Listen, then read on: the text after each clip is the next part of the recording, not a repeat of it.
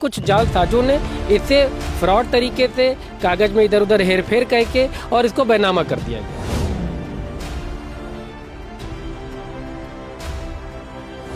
चकबंदी हुई तो 2298 में कन्वर्ट हो, उसमें भी जलमग्न मौजूद है 33 बिस्वे का।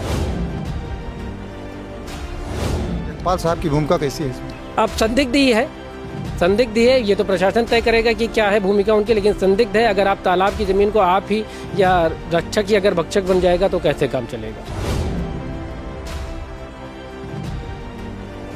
2298 दर्ज है और उसमें भी ये तालाब लिखा हुआ है। पुराना अगर आप देखेंगे, पुराने अभिलेखों में से पूरी तरह से तालाब दर्शाया गया। और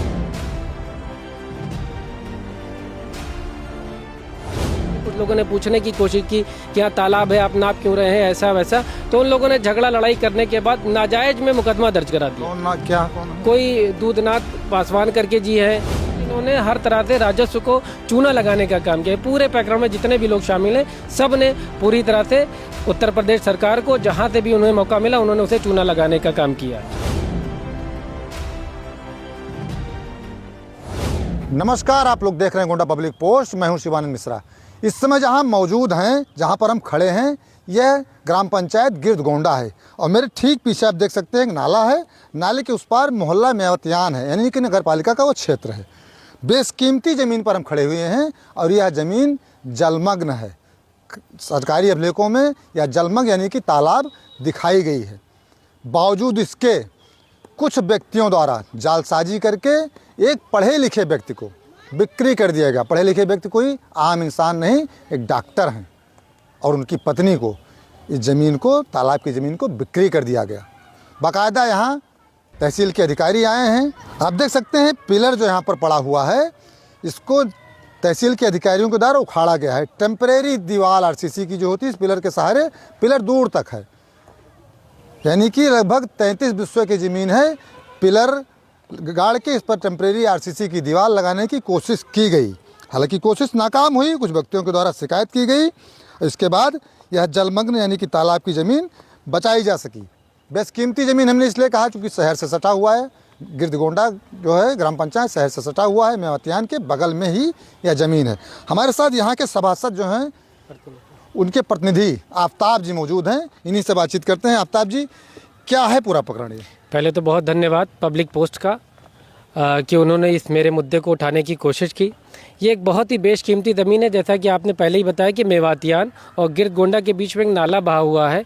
पहले यहाँ पर पुराने अभिलेखों पे 1965 के अभिलेख जो है, उसमें ये ज़मीन का नंबर जो था वो 868 था, जिसमें पूरी तरह से ये तालाब दर्ज है। ठीक, उसके सारे अभिलेख मेरे पास मौजूद हैं, मैं भी आपको दिखाऊँगा भी। उसके बाद ये कन्वर्ट हुआ, जब चकबंदी हुई तो 2298 में कन्वर्ट हो, उसमें भी जलमग्न मौजूद है 33 बिस्वे का। लेकिन कुछ जालसाजों ने इसे फ्रॉड तरीके से कागज में इधर उधर हेर फेर करके और इसको बैनामा कर दिया गया। अब इस कंडीशन में क्या होगा, क्योंकि ये जो जल निकासी यहाँ पर होती है, उससे आने वाला, अगर इसको अभी से नहीं रोका गया, प्रशासन ने इस पर ध्यान नहीं दिया, तो जैसा और तालाब यहाँ पर पाट दिए जाते हैं और घर बगान बन जाते हैं, बाद में गिरते हैं, उस समस्या को देखते हो ऐसी भविष्य में समस्याएं न आए, इसलिए इस आवाज़ को उठाया गया। कुछ लोगों ने इसका विरोध किया, पेपर ढूंढे गए, सारी चीज़ें निकाली गई कि आगे चल के निकट भविष्य में ना मेवातियान को। खतौनी में क्या है? खतौनी में इस समय जलमग्न है। मैं आपको दिखा दूं 800, जैसे मैं आपको खतौनी दिखा दूं, पहले ये 868 था। ठीक है, कृषि अयोग्य भूमि साफ साफ लिखा हुआ है। उसके बाद मैं आपको इसका नक्शा भी दिखा दे रहा हूँ। 868 का ये पुराना नक्शा है जो कन्वर्ट हुआ था। ये यहाँ पर बहुत धुंधला सा है, अगर आप देखेंगे, विजुअल करेंगे तो यहाँ पर दिखेगा। उसके बाद इसी ज़मीन को जब वापस से बदला गया 868 से इसको बदला गया जब चकबंदी हुई 2298 में 33 बिस्वा है, 2M लिखा हुआ है, साथ में जलमग्न सीधा लिखा हुआ है। ठीक, उसके बाद और पुराने अभिलेखों में अगर जाते हैं, जिसमें उर्दू में भी लिखा हुआ है, ये 2298 लिखा हुआ है, तालाब ये सीधे दर्शाया गया है। इसी सब की हेरफेर करके उर्दू में जो लिखा हुआ है, उर्दू तो हम नहीं पढ़ पाते हैं, उर्दू में एक बार फिर से बताइए। 2298 दर्ज है और उसमें भी ये तालाब लिखा हुआ है। पुराना अगर आप देखेंगे, पुराने अभिलेखों में से पूरी तरह से तालाब दर्शाया गया और 33 बिस्वे का जो पूरा मामला चल रहा है, उसमें से 22 बिस्वा फ्रॉड करके कुछ लोगों को बैनामा कर दिया गया है। ये देखिए आप। किसको किया? अब इसमें पुराने लोग हैं, इन लोगों ने फ्रॉड करके, जो फ्रॉड करने वाले लोग थे वो कोई ना कोई लेख पत्र का संक्षिप्त विवरण बता दीजिए। लेख पत्र का संक्षिप्त विवरण कृषि योग्य भूमि दिखाया, जो कि पहले से कृषि आयोग लिखा हुआ है, जैसा मैंने आपको पहले बताया। स्थिति मौजा गिरद गोंडा नगरीय परगना तहसील गोंडा, गाटा संख्या 2298/089 हेक्टेयर संपूर्ण भूमि, प्रतिफल क्षेत्र राशि 4,90,000 रुपये इसमें दर्शाया गया, जिसमें पूरी तरह से अगर देखा जाए ये बेचा गया है कोई डॉक्टर एजाज करके हैं शायद, जिनके बारे में मैं सुना है मैंने, ठीक है। इसमें कोई डॉक्टर एजाज साहब है और उनकी पत्नी को बेचा गया है।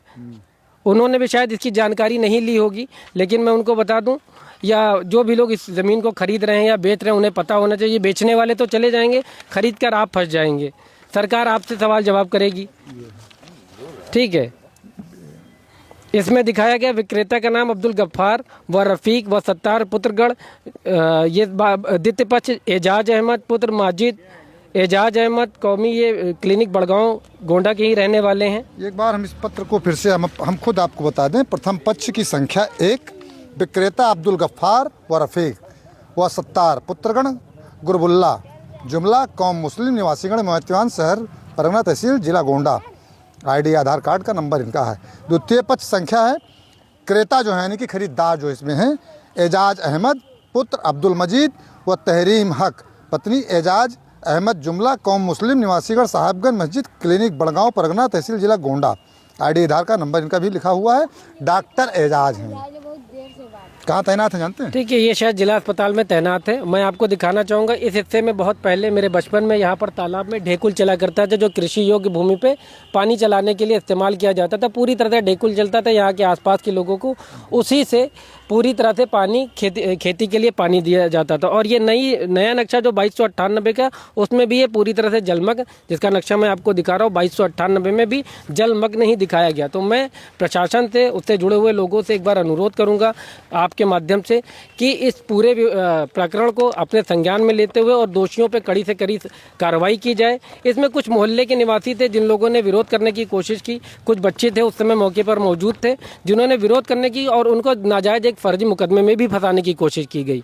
तो फंसाया इसमें कुछ लोग जो नापने के लिए आए थे, उसमें उन्होंने SC/ST एक्ट, क्योंकि यहाँ पर जो बच्चे यहाँ रहते हैं सभी यहाँ के निवासी हैं, तो सबको पता था कि यहाँ तालाब है। कुछ लोगों ने पूछने की कोशिश की कि यहाँ तालाब है, आप नाप क्यों रहे हैं, ऐसा वैसा। तो उन लोगों ने झगड़ा लड़ाई करने के बाद नाजायज में मुकदमा दर्ज करा दिया। कौन है? कोई दूधनाथ पासवान करके जी है, वो आए हुए थे ज़मीन को नापने के लिए, यही शायद मीडिएटर है ज़मीन को बेचने के लिए भी। तो उन्होंने अपने पर्सनली फ़ायदा देखने के लिए यहाँ के लोगों को भी परेशान करने की कोशिश। अब आज अगर ये ज़मीन जलमग्न को आप बेच देंगे, किसी यहाँ पे प्रतिष्ठित व्यक्ति के ऊपर FIR लिखवा दी। जी बिल्कुल, वही मैं कह रहा हूँ। उसमें प्रतिष्ठित व्यक्ति है, ये बगल में मकान है डॉक्टर मिन्हाज साहब का, उनके ऊपर लिखा दिया, क्योंकि उनकी सिर्फ गलती ये थी कि वो यहाँ पर भीड़ लगी तो उन्होंने उस व्यक्ति से पूछ लिया कि भाई साहब यहाँ पर तालाब है, आप लोग क्यों नाप रहे हैं।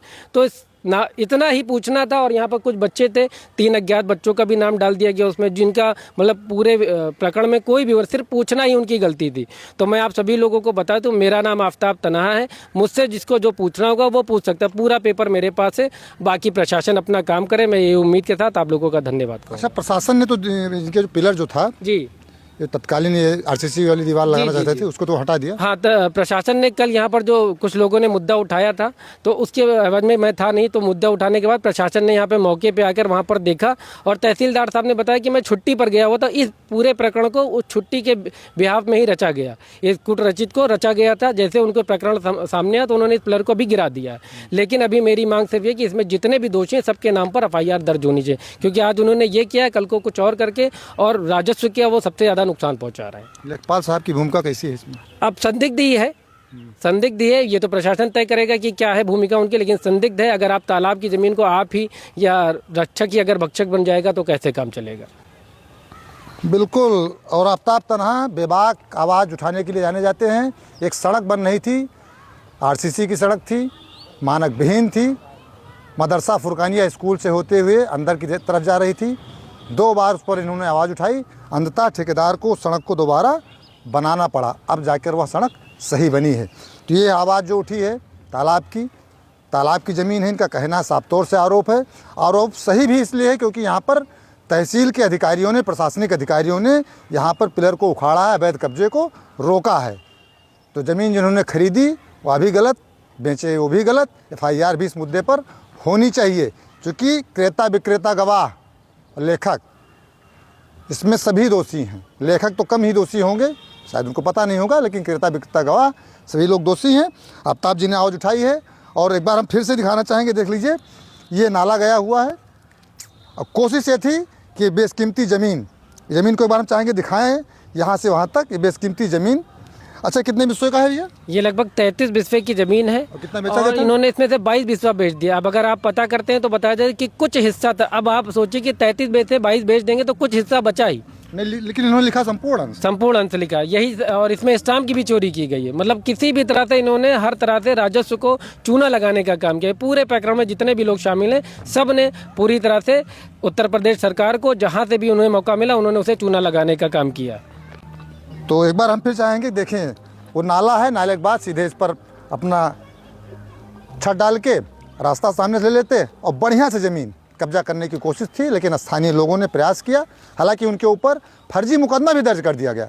डॉक्टर मिन्हाज जैसे सम्मानित व्यक्ति, जिनको बच्चा बच्चा जानता है कि वह कभी किसी से उल्टा बोल ही नहीं सकते हैं, उनके ऊपर भी मुकदमा दर्ज कर दिया गया और अज्ञात लोगों पर, बच्चों पर यहाँ के जिन्होंने आवाज़ उठाई उन पर मुकदमा दर्ज किया गया। हालांकि प्रशासन ने अपना काम किया, अवैध कब्जा करने की जो कोशिश कर रहे थे उनको रोका गया।